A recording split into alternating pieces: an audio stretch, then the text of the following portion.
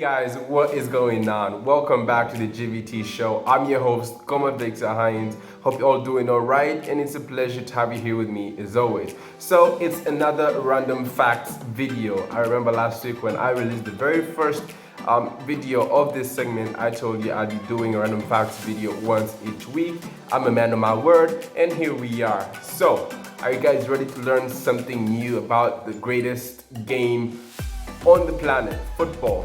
Once again, if you are, then you're in luck, because I got 5 more interesting facts for you today. So let's jump straight into today's video.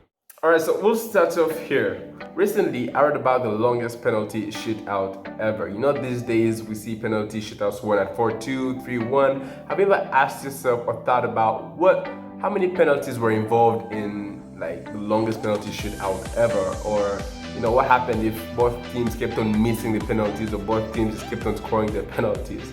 Well, in the longest penalty shootout ever, a total of 52 penalties was taken between the two sides. It was between Czech Republic and 5th Division sides SK Batov and FC Freistad. It ended 3-all after 90 minutes and extra time. They went to penalties and Batov won the penalty shootout with a 22-21 scoreline. But 52 penalties were taken. Like, those were a lot of penalties. I think they had to sack the penalty coaches after that. I mean, come on. 52 penalties to decide a winner? What were those guys doing during training? Anyways, it's a 5th division. It was a 5th division league game, so maybe, you know, they're not that professional, you should say. But, wow, 52 penalties. That's a lot of penalties, I should say. Wow. Imagine that happened like in the UEFA Champions League final or World Cup final. That would be nerve-wracking. Alright, now, I think we all know that to some degree, luck plays a part in the results that come out in this beautiful game of ours. You know, a team may be in the form of their lives, have world-class players, and a team that someone would hardly have a look at will come in, knock them off their perch, and you'll be left bewildered. You know, luck is a very vital part of our game. So, it is no surprise that in 2002, prior to the African Cup of Nations, the Ivory Coast sports minister tried to buy luck for his national football side. Now, this is a very funny story. This is what happened.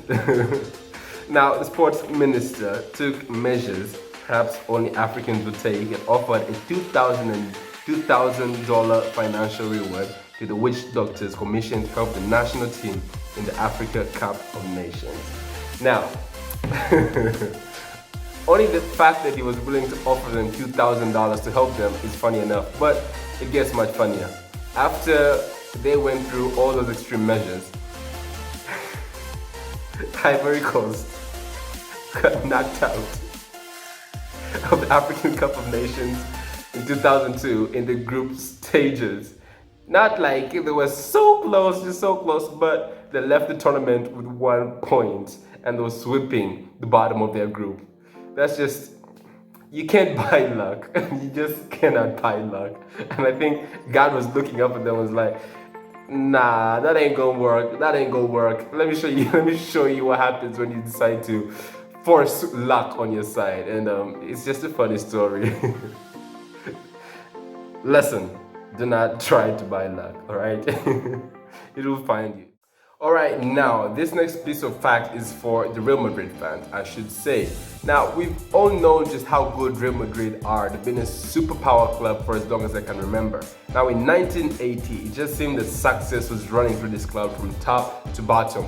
That in the 1980 Copa del Rey final, Real Madrid went up against Real Madrid. Believe it. They went up against themselves. Real Madrid went up against their reserve side, their B team, Real Madrid Castilla, in the 1980 Copa del Rey final. Prior to 1991, reserve sides were allowed to compete in the Copa del Rey against their senior side. So that's how all that was possible.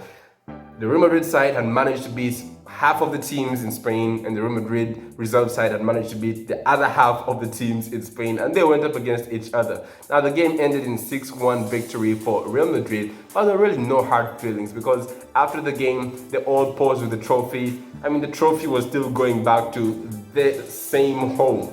There's going to be at the Bernabeu, and they're all going to see it. And they're not hard feelings. It's just a feeling of pride. You know, Real Madrid, the reserve side and the senior side had just conquered Spain, and it's just, you know, it was just a testament to just how good Real Madrid were and just how good Real Madrid still are. So, pretty interesting fact.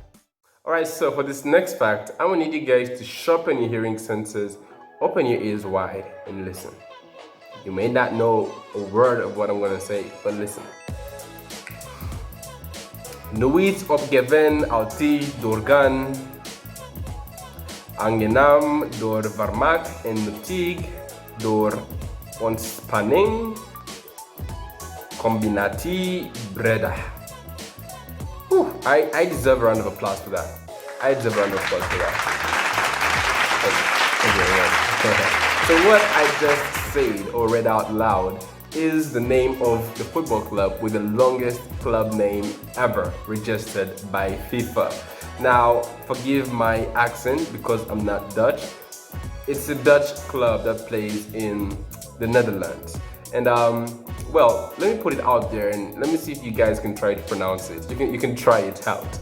Now, as far as I know about this club is that it has the longest name ever. And it seems the fans themselves just couldn't take pronouncing or saying this name out loud each time they're trying to talk about their club, and wrote a letter to the officials, the club officials, and had it shortened to NSC Breda.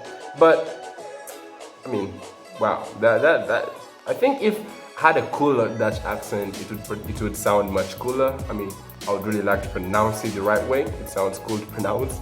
But yeah, that's the football club with the longest club name registered by FIFA. That's all I have to say about the club.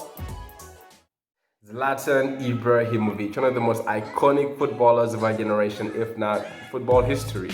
We all know what this guy is about. The goals, splendid, spectacular, out of this world. He has some pretty interesting quotes. We know that he is a bold and courageous man. He fears nothing and always refers to himself as small G-O-D.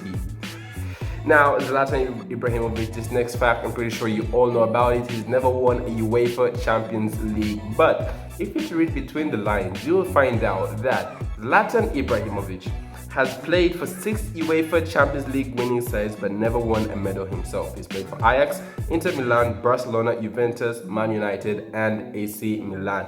Now, this is a case of luck just not being on your side, just fortune never knocking on your door. This is the case with Zlatan Ibrahimovic. The Champions League fortune just never knocked on his door. Perhaps he leaves too early or gets there late. That's the case with Zlatan Ibrahimovic. And well, you know, we talked earlier about not trying to force luck. I mean, Zlatan Ibrahimovic is coming to the end of his career. He's won everything he possibly could. I mean, if he tries to force luck and something happens, you know, I mean, then that's all good. If nothing happens, then, well, at least he tried. I think he has nothing to lose if he tries to force luck, just like the sports minister of Ivory Coast did. But yeah, he's never won a UEFA Champions League, yet he's played for 6 UEFA Champions League winning sides.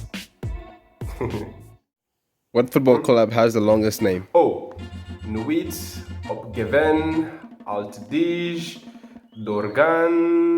Yo man, I ain't in no mood of answering no questions right now. Psh, like you know. Anyways guys, that is where we're gonna end today's video. I hope you guys enjoyed it. I hope you learned something like the club with the longest name ever. Nooit blah blah blah. Yeah. Anyways guys, leave a like if you enjoyed the video. Subscribe, share, please. And I'll see you guys all next time. Peace out for now.